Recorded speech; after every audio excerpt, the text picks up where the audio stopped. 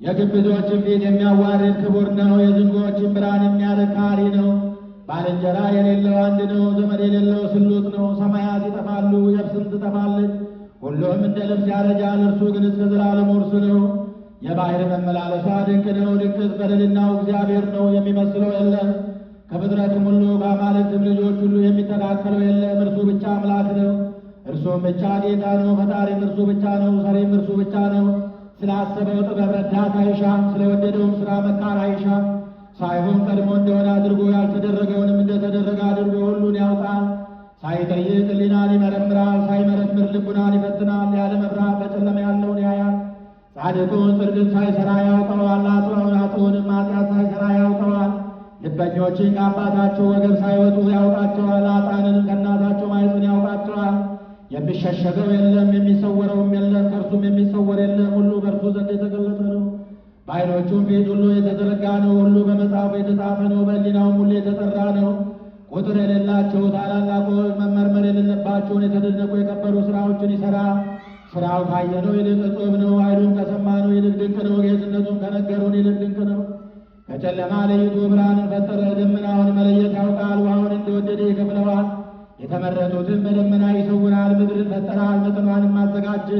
ፍጻሜዋንም እንደምንም ተከለ፣ ማዕዘኗንም አጸና። ባሕርን ከእናቷ ወደ በወጣች ጊዜ በበሮች አጠራት። ልብሷንም ደመና አደረገላት፣ በጉም ጠቀለላት፣ ወሰን አደረገላት። በውስጧም መዝጊያዎችንና ቁልፎችን አደረገላት። እስከዚህ ድረሽ ከወሰንሽም አትተላለፊ፣ ማዕበልሽ በውስጥሽ ይመላለስ እንጂ አላት። በበላዩ ላይ የንጋት ብርሃን ተዘጋጀ። የአጥቢያ ኮከብም ትእዛዙን አወቀ። እርሱ ከምድር ጭቃ እነሱ ሕያው የሆነውን ፈጠረ። በምድርም ላይ እንዲነጋገር አደረገው። እርሱ እስከ ዓለም ዳርቻ ደረሰ። በጥልቅ ፍለጋም ተመላለሰ። ከግርማው የተነሣ የሞት ደጆች ይከፈታሉ። የሲኦል በሮችም ባዩት ጊዜ ይደነግጣሉ። ከሰማይ በታች ያለውን ስፋቱን በሰማይ ያለውን በላይ የሚሆነውንም እርሱ ያውቃል። በእርሱ ትእዛዝ ዋግ ከመዝገቡ ይወጣል። ከሰማይ በታች ያለ አዜብ ይመላለሳል። ዝናምንም በምድረ በዳ ያጸናዋል። ሰው በሌለበትና የሰው ልጅ በማይኖርበት ይዘንብ ዘንድ እርሱ የውሃውን መፍሰሻ ወስን። ክረምትንም በየዓመቱ ይገፍታል። በጋውንም ኋላ በጊዜው ያወጣዋል። ደመናውንም በቃሉ ይጠራዋል። ውሃም እንደተንቀጠቀጠ ይመልስለታል። በሌሊት አሁን እርሱ ይልከዋል፣ እርሱም ይሄዳል። ምንድር ነው እያለ ይመልስለታል። እርሱ ደመናን በጥበቡ ይቆጥረዋል፣ ሰማይን ወደ ምድር ያዘነብለዋል።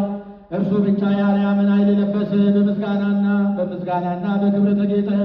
እሳታውያን ኪሩቤል ብርሃን የለበሱ ሱራፌልም እርሱን ያመሰግናሉ።